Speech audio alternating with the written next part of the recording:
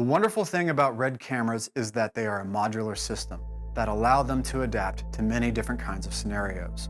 The problem that this presents is that if you do not know what you need or what parts work with your model of camera, you can end up with a camera that does not function.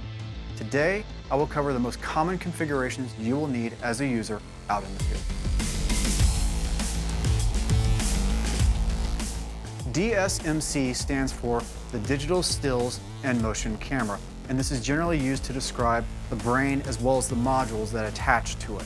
There are currently two generations of DSMCs out there, DSMC 1 and DSMC 2, and these, as a rule, do not cross-pollinate. So you need to be aware of where you're getting your brain and modules from, particularly if you are pulling from multiple sources.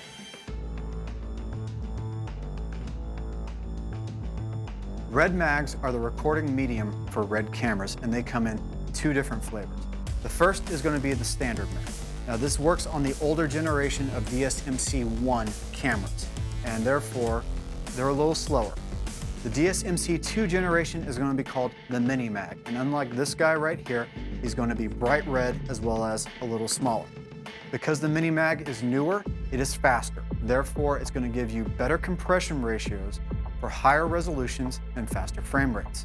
So if you have an option between the two, you want to opt for the camera that takes the mini mag over the standard mag. When talking about the audio needs for RED cameras, the first thing we need to talk about are scratch mics. Now the newer models of cameras are going to have scratch mics on the front panel up here, where the older models are not. They're going to have little headphone jack ports that you can get audio into the camera. If you ever want to plug an XLR into this camera, which I do advise you do, you're going to need one of two things to accomplish this. You're either going to need a generation-specific input-output expander module, or you're going to need an adapter like this A-box built by Wooden Camera. But with that said, it should be noted that the preamps inside these cameras are not that great. The reason being is that they're not intended to be an audio recorder. The preamp inside is just to give you enough control to make sure you're getting a decent level, that the scratch mic is picking up what it needs. These cameras should never be used as the primary audio recorder. It should be used at best as a backup in case the main recorder failed. You will always want to use a dedicated audio recorder like a little handheld Zoom or a field mixer to record your audio. They will have much cleaner preamps to give you a much nicer sound that you're recording. And just let this guy record the scratch mic or as a backup, and that's what he's intended to do. He is not intended to be an audio recorder.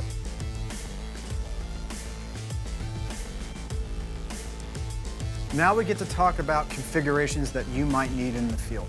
And the simplest and most easy one to talk about is going to be the tripod configuration.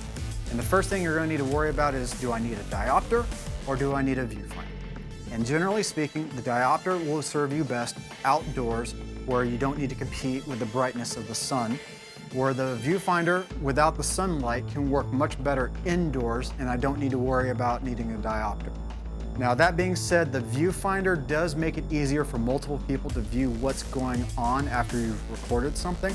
So I always like to bring this guy along with the diopter for outdoors, and indoors I can get away with just him. Now the second thing we need to talk about is the weight of the camera, and this impacts the tripods that we pick. These cameras are heavy. The brain alone weighs about 5 pounds, and once you start stacking on extra modules and RED bricks and viewfinders and follow focus systems, the weight can creep up very fast. They can easily get up to about 15 pounds. So with that said, you're going to want a tripod that can easily handle 20 pounds or more. And also, you want to make sure that the plate that adapts the camera to the tripod has 2 screw mounts that can hold on to it. You're definitely going to want both of those screws in there so you can get that extra stability and support.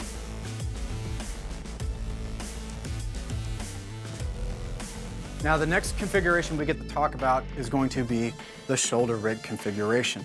And with a shoulder rig, what you're going to want is you're definitely going to want the diopter and as well as a viewfinder. The reason being is that the operator is going to need the diopter to obtain the shot, while the viewfinder can be useful for setup, rehearsal, and playback scenarios where multiple people need to see what's going on in the camera. The next thing we want to talk about is weight distribution on the shoulder. Now this is a more impromptu configuration that's not actually a proper shoulder rig. It's more like it's functioning like a shoulder rig. In a proper shoulder rig, the camera can slide independently of the rig, and usually the battery can be independent as well. There's also, on the more fancier ones, there's going to be a counterweight on the back end, allowing you to balance the weight load on the rig. When the camera's weight is evenly distributed along the rig, the camera will maintain its position with minimal effort by the camera operator. If the rig is imbalanced, like it is here, the camera is constantly going to want to drift down or drift up, meaning it takes a lot more strength from me to maintain a stable image, which also means that I'm going to fatigue out a heck of a lot faster, and I'm going to need more brakes. If your camera operator needs a brake, your production slows down.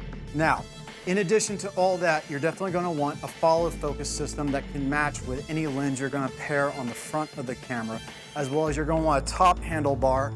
That way, the camera operator can take weight off his shoulder and give himself a break every once in a while. And the last thing you're going to want is you're going to want a plate that can be shared by the shoulder rig itself, as well as the tripod, so you can transfer the camera from one to the other with very minimal fuss. Having the right tools for the job is important, and the Reds are highly adaptable. So you need to know how to configure these cameras to get the most out of them. Today we took a look at some of the most common differences between the DSMC-1 and the DSMC-2 model of cameras. We also took a look at two of the most common configurations you'll check this camera out as, that being a tripod configuration as well as a shoulder rig configuration. When you're borrowing or renting this camera, make sure you talk with the rental houses about what you are trying to do. More often than not, they're going to be willing to work with you to make sure that you have all the parts that you need to accomplish your task. And when in doubt, ask lots of questions. Now, if you're about to go into production, make sure you're following the 3 rules of pre-production, and that is going to be test, test, test. It is never a given that something is going to work. Something will always go wrong, speaking from personal experience. You will always need to practice, rehearse, refine, and work out the kinks. Now, if you found this information useful, please be sure to like and subscribe, and as always, thank you for your time.